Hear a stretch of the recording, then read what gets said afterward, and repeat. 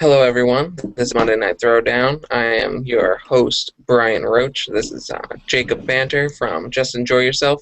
And everyone else is out for the week, so it's just us two. We'll do a quick half-an-hour snapshot of Boston sports, and we'll basically just talk about that, talk about some national things, talk about the World Baseball Classic a little bit, especially since that brawl happened.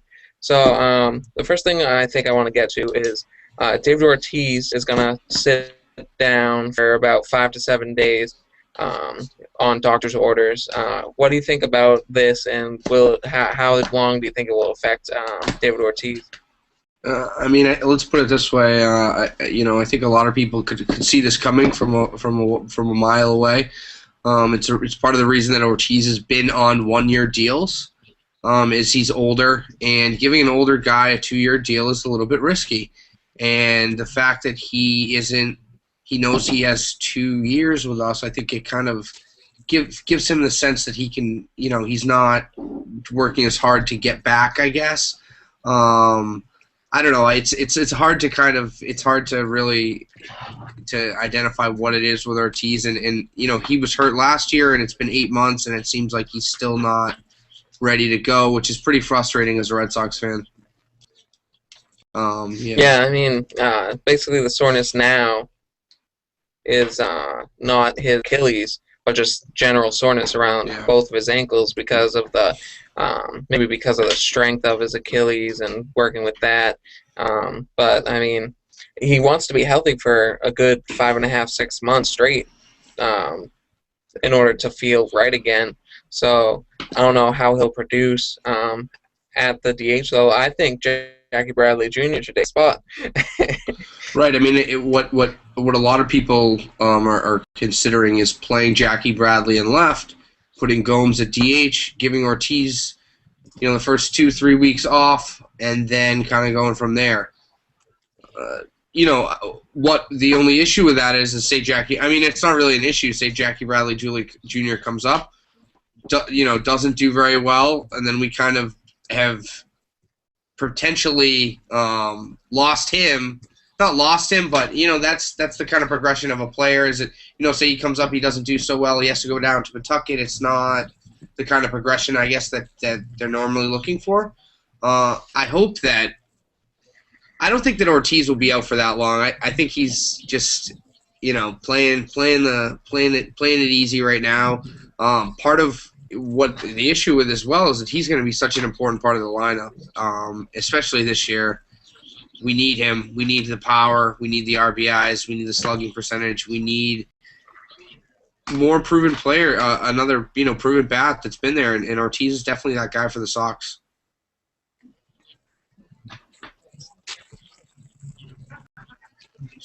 Mm-hmm. Yeah, totally agree. They need the walks, they need the on base percentage and what. So. Right, and with Napoli being a question mark and Ortiz being a question mark, there's some major holes in the middle of that lineup that haven't been a problem over the last couple of years, and it seems like that 3, 4, 5 position. The last couple of years, it's been who's going to be there now, or how are we going to position all these 3 hitters that we have and all these 5 hitters that we have. Now it's like the ones that we have. Now we've kind of slimmed down to just a couple of them, and now neither of them are healthy. None of them are healthy. I wonder if Lavarnway will actually get some of the DH at bats. Yeah. I think that would be something that would be pretty interesting. Yeah, I mean, having 3 catchers on the roster is kind of rare. Well, technically they already had it with Mike Napoli, but I mean, let's get to the fact about just the pitchers in general, like how fast they've been working over this spring. And like John Farrell has a stopwatch now. He's watching Clay Buchholz and Felix Dubron especially, and John Lester a little bit. But like he's using it during their warm-up routines and whatnot, and during their bullpen sessions. And Clay Buchholz has actually pitched very well, going quicker. And Dubron has been iffy at times. He let up a run on 2 pitches his last outing, but that's because he's starting to get used to pitching fast and whatnot. John Lester has looked really good. He went 5 innings today, gave up only the 1 run, 4 strikeouts on 54 pitches. I've never seen that from Lester, where he's been that economical. So I'm not saying it's John Farrell's like what it's John Farrell causing it, but I mean the combination of John Farrell, Juan Nieves, just the stopwatch in general. What do you think about all of this? Yeah, and I mean, I think that Farrell's coming into a pretty decent position as far as it couldn't have gone much worse than it did last year.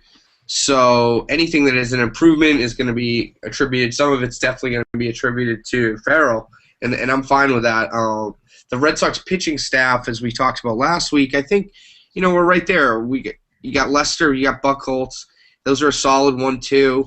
You got DeBrant, who had a decent year last year. And then you have the 2 older guys, Dempster and Lackey. And if Dempster or Lackey can have a halfway decent season, I think the Red Sox will be okay. But that's saying a lot. A lot of people feel more or better about Dempster than they do about Lackey. But I think the arms are there, and I think if Farrell can kind of push them into the right direction, because I think the talent's there, especially in the bullpen and in the starting rotation. I think maybe they needed a little bit more direction, and I think the leadership up top is definitely that can attribute to a lot of discipline issues, and I think that's some of the stuff that Bobby tried to fix, and now Farrell's got a fresh start and looks like it's going to be turned around. Mm-hmm. So. Speaking of the bullpen, over the weekend, Alfredo Aceves involved in that huge brawl at the World Baseball Classic between Canada and Mexico. He's one of 7 players ejected.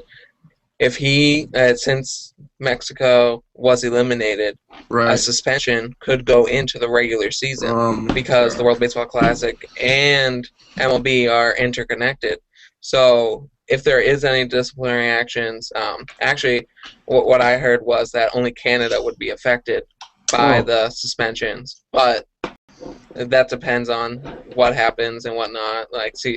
Bud Selig might take offense to it, especially since Alfredo Aceves ran back in to get some more. He was thrown to the ground and then ran back in to a sea of Canadian players and got pummeled.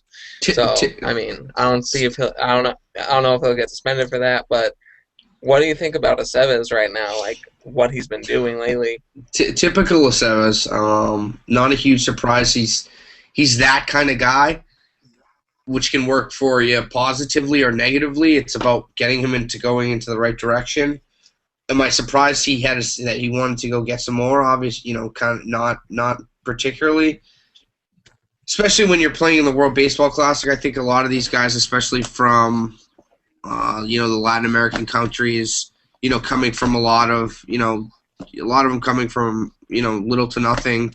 So when they get to play for their country, I think the pride is such an immense pride that we don't, not that Americans don't understand that with different events such as the Olympics and stuff, but I think, I've watched a couple of these World Baseball Classic games. Last night I watched the game between the Dominican and Puerto Rico, and it was like the energy it was almost like a Southern college football game was the only way I could describe it, where people were just having a blast and it was so passionate.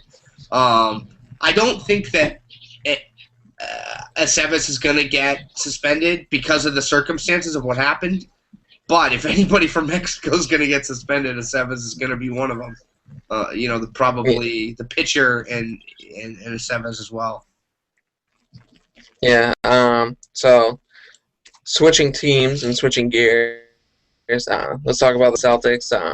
Their winning streak was snapped yesterday afternoon against Oklahoma City. They lost, I think, by 9 or 11. And overall, over this recent. 12. Okay. Well, I mean, I think they've been playing fairly well. Yesterday, they didn't have Paul Pierce, and Kevin Garnett had an awful shooting night.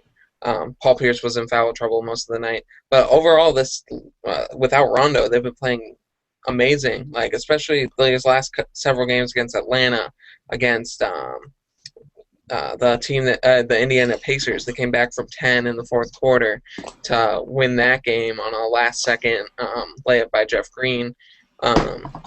what do you think about these Celtics now that we've seen them go through a stretch of close games and actually pulling them out?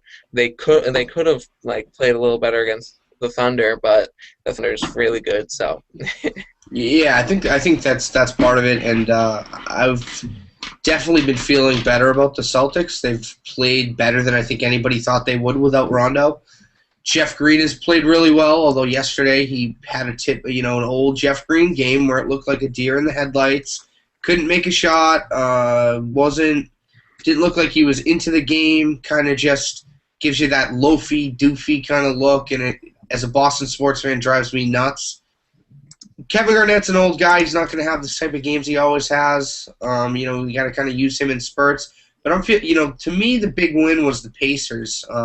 That's the team that besides Miami that the Celtics are going to have to worry about. Every other team I think the Celtics have, they're a little better than the Hawks. They're a little better than the Bulls. The Knicks, they just lost Amari today. The Knicks don't really do it for me. I think the Celtics can compete with them. I think they match up well. But the Pacers are the team, and I think that win, going to Indiana and getting that win as a 9-point underdog and to be able to pull out that game to win outright, that's big. That's big time, and I think it looks good. It looks good. all right.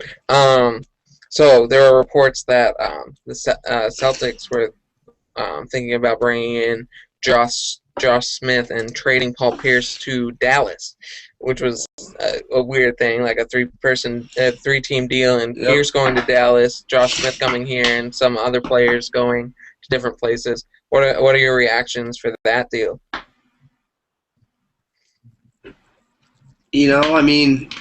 Paul Pierce is Paul Pierce. I think, like we talked about a little bit last week, the brand of the Celtics wouldn't want to trade Paul Pierce, but if he told me that the basic core of the deal was Paul Pierce and you bring in Josh Smith as a basketball, it's hard to say that's not a good trade.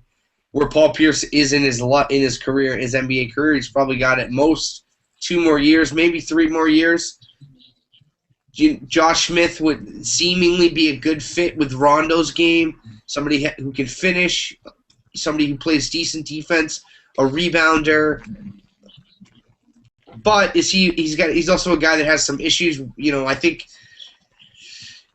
there's a reason that Josh Smith didn't get traded, and I think a lot of teams weren't willing to pay top dollar for him. So he's one of those guys that maybe the NBA learns their lesson, and you don't pay a max deal to a guy like Josh Smith. Because that's the problem. You trade for Josh Smith, you got to sign him. So it's one or the other. You wouldn't trade Pierce, your franchise, and if you didn't want to re-sign him. So maybe that had something to do with it. Maybe not. But that's definitely an interesting idea to hear. I'm not surprised though either. Yeah, so right now the Celtics are within striking distance of home court advantage. I believe they're right now are they the 7th seed right now? They are, but it's within a couple of games. Here's my thing with that is that you want to get out of Miami's way. So you don't want to be the 4 seed. You don't want to be the 8 seed. Besides that, I think because the problem is if you don't want to have to face Miami in the second round. The NBA doesn't. I don't believe that the NBA does they don't reseed. So you would end up playing the Knicks. I think the Knicks would be a great matchup for the Celtics. They beat them the first round last year, swept them. The Knicks started off really well. To me, they're one of those regular season teams. But who do you think the Celtics match up well against in the East? I actually think they match up well against the Nets. I know right now, without Rondo, it's going to be hard to deal with Deron Williams, but I think Avery Bradley and Courtney Lee will be able to double team him and play great against him. And I think that would be a good matchup too. I think that might go 7 games and be a thriller, like a thrilling Eastern Conference playoff matchup. So yeah, that's what I think. I think that'd be very good to watch. Joe Johnson's a tough matchup for anybody. I think him and Pierce have battled year after year when he was with Atlanta. That would be a great matchup to watch. personally, I think Avery Bradley, if you watch him over the last week or two, I mean, it's hard to say you don't make Avery Bradley the point guard. He's becoming a better shooter. His height as a two guard, to me, is always something that you're not quite sure if he could be a straight up two guard. If you get a guy who's 6'6", 6'7", can back him in, and I think that his true position is a point guard, which also puts Rondo kind of back out on the market. And there's some consideration there with the way that Avery's played over the last week and a half, 2 weeks. Yeah, I see that. Yeah, especially since there's no Courtney Lee won't be starting at point guard. He's Right. a shooting guard, straightforward. And people are saying Terrence Williams might be a good point guard, like a backup point guard at least. Right. So that would be interesting to watch going forward. They play again tomorrow night against what is it, Toronto or is it Detroit? I'm not sure. I think it's Toronto. Sounds right. Yeah. Well, that should be an easy win. I mean, Toronto's not that good, but you always, especially towards coming down the stretch, like 20-something games left, the Celtics need to worry about resting their guys along with playoff seeding. I think they should just rest Kevin Garnett and Paul Pierce as much as possible, get them ready for the playoffs. Right. So, yeah. If you told me when Rajon Rondo went down that the Celtics would go from, I think they were in the 8th seed then, from the 8th seed to the 4th seed or the 3rd seed, even that would be possible, no one would ever have believed you. And I guess Brian, do you think Rondo's value is because of the stretch they've been on? Does Rondo not as valuable? I think he's even more valuable as the team, only because they're playing with heart. Imagine if Rondo was also on the field, on the court, yeah, and they were playing like this all the time. Imagine that. Imagine Jeff Green going off and everything else, like Paul Pierce playing good and whatnot. I think a lot of people are jumping on that Rondo's value is going down. I tend to agree a little bit more with what you're saying, because I think the Celtics in these last, Doc Rivers has always had the strategy of, let's be okay before the All-Star break, but after the All-Star break, let's really turn it on. And that's what they've done this year. And they've done this years in the past. Before they were they had a better roster. So at All-Star break, they usually were around a 5, 4 seed, 3 seed, somewhere in there, and then would absolutely, make a run for the 2nd or 1st seed towards the end of that. And I think that has a little bit more to do with it than Rondo being gone, and Rondo's awful, and Rondo doesn't pass, and blah, blah, blah. So, I tend to agree a little bit more with what you're saying with that as well. I think that if Rondo was here, it would be better, obviously. It would be even better. So one last thing about the Celtics. Jason Terry has been starting to hit shots late. He hit that clutch shot against the Hawks in overtime. What do you think about Jason Terry finally heating it up at the right moment, the veteran shooting presence finally getting into the groove as a Celtic coming off the bench and fitting into this Celtic culture? The Celtics need him, period. They need somebody to hit shots. They need that Ray Allen type, come off a pick and hit a big 3 in the 4th quarter, hit a big 3 in overtime. Because Paul isn't going to always get that shot. The problem is he's going to, usually he's got the toughest guy defending him, and usually he's the one that sometimes he's the one that's making the pass to Terry, driving, penetrating, and kind of, kicking it out to him. And I think that's, having a guy that is a proven veteran and, hit big shots, done it at a championship level, having him come around at the right time it's perfect. It's coming out really well. Oh, yeah. All right. Yeah, I agree totally with you. Paul Pierce actually was the one with the pass right to Jason Terry that won that game basically against the Hawks. So, Right. so moving on against again the Bruins. The Bruins have they bounced back big on Saturday against the Maple Leafs. What was it, the Maple Leafs, right? No, Saturday was Oh no, the Flyers. Philadelphia Flyers. Thursday was the Leafs. Flyers. Big win Yeah, against the yeah. Leafs. Yeah. Okay. So they've won two straight. The Flyers game that hit again. Who was that hit? Who was that hit on? That led to the fight. Was that Thornton? Right, John Thornton. Right. Yeah. And they scored 3 goals in 2:18. It was the craziest 5 minutes I've ever seen with goal scoring wise. The Flyers turned it over big. Like Tyler Seguin, his 8th goal, he's starting to heat up. What do you think about the recent play of the Bruins, and do you think they can continue it tonight against Ottawa? The Bruins look like one of the best teams in the Eastern Conference for sure. You're not going to win every game. It's a tough season, and this March stretch is really tough for the Bruins. I think it was 17 games they play in March, which is incredibly, that's more than every other day.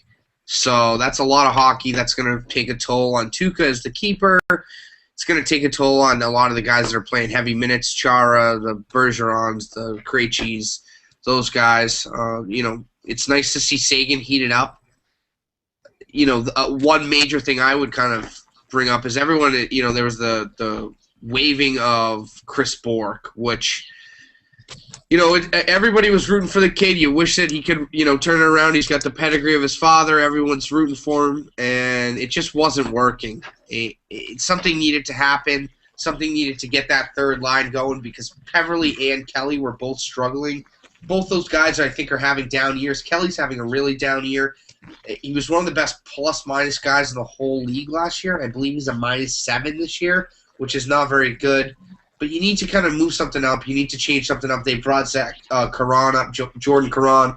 He seemed to be a little bit more offensive, a little bit bigger, done better things with the puck than Bourque. Yeah, the nice assist. Yeah, the nice assist. Right. So, I think there's a lot of... we'll always find something to whine about as Boston fans. So the third line and the power play of the Bruins, the third line is, I believe, taking over the power play as the thing to whine about now. Kelly, Peverley, not playing up to snuff.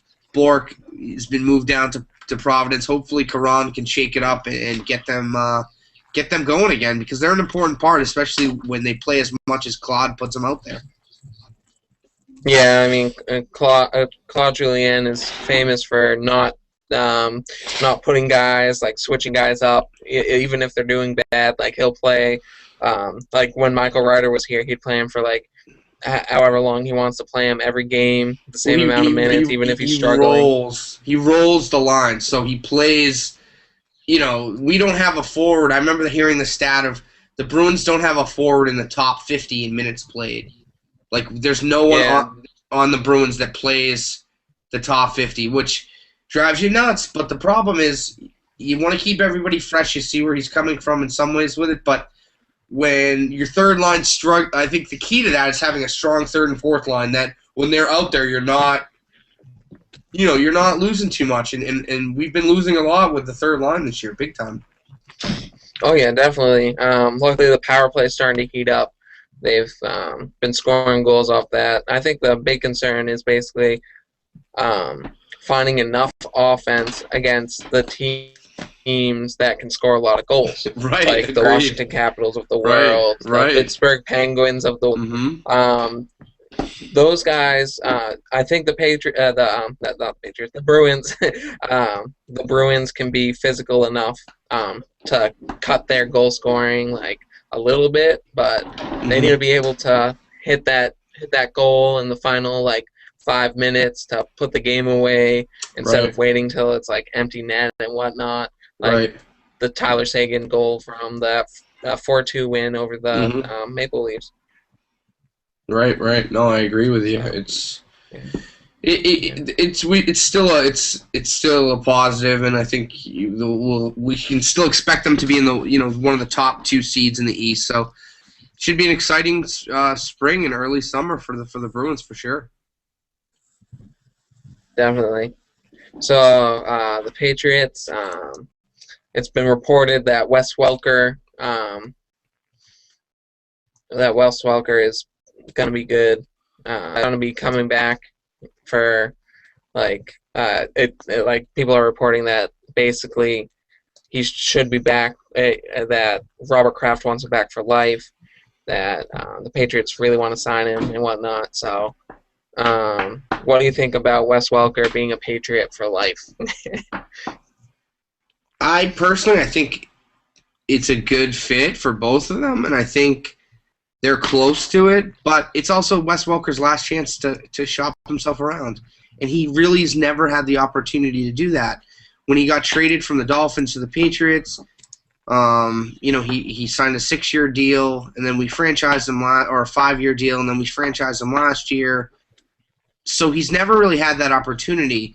I think it's a dream for a lot of players to kind of shop themselves as a free agent to see what they can get. There's a couple other teams I think that would be a good fit for Wes. I think he would do well in Denver with Peyton Manning as a slot guy. I think also he'd do well in Indianapolis with Andrew Luck. We'll see. I think it's really going to come down to Wes Welker, what his decision is. I don't see the Patriots getting into a bidding war with anybody. I think that Wes Welker probably knows where the Patriots stand. And I don't think that – but does it cause major problems? What do you think that Brady feels like, Brian? If Welker walks, what does Brady do after restructuring his deal to potentially make room for Welker? How do you think he feels about that? Well, I mean, I think what he did was basically for any free agents, like, for instance, Mike Wallace. Like, imagine a deep threat like that coming to the Patriots. I really like Mike Wallace. I don't know about you, but I would like someone that's a deep threat going down the field, cut Brendan Lloyd, bring back Wes Welker, have a slot guy and then a deep threat, and then have like the tight ends like in the middle and whatnot. What do you think about that? Having just a deep threat like Mike Wallace on this team. Here's two things. What I like about the Mike Wallace side talk is that you're doing two things with that. You're getting one of the best young receivers, a deep threat in the league, one of the fastest guys in the league, and you're also taking him from Pittsburgh. So regardless, whatever, he's not on Pittsburgh anymore. And whether you like it or not, Pittsburgh's always there. Pittsburgh hasn't had a strong team the last couple of years, but it's not crazy to think that they could be right back there next year. And to get him, would be a double win. It would be a win-win for the Patriots. I think he could be that player that Randy Moss was when he came in, and maybe potentially what they were looking for in Ocho Cinco and what they were looking for in Brandon Lloyd, and maybe they're really going to take a plunge and go after him. It would be great to see, I think. It would be really interesting to see them do that, I mean, it's a bloodbath out there right now. There's a ton of great, talented, experienced NFL players out there that are free agents, and I would really love to see the Patriots really go on a major shopping spree and go get a bunch of names. Yeah, there are some names that have been released recently. James Harrison is one of them. D'Angelo Hall, I think his name is, from Washington. Yep. Yeah, a big cornerback. So that's another interesting signing that the Patriots can make. The biggest news, I think, regarding Wes Welker also, Anquan Bolden being traded for a 6th round pick.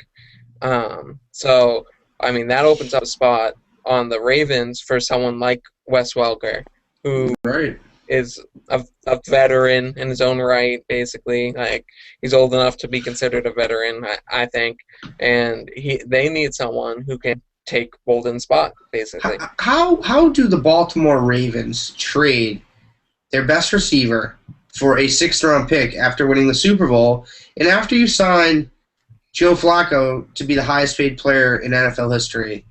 It's just they probably didn't have the money. Yeah, but it's absolutely ridiculous. And you know what, to tell you the truth, it's funny to think, too, is that he traded it. It was the brothers that traded.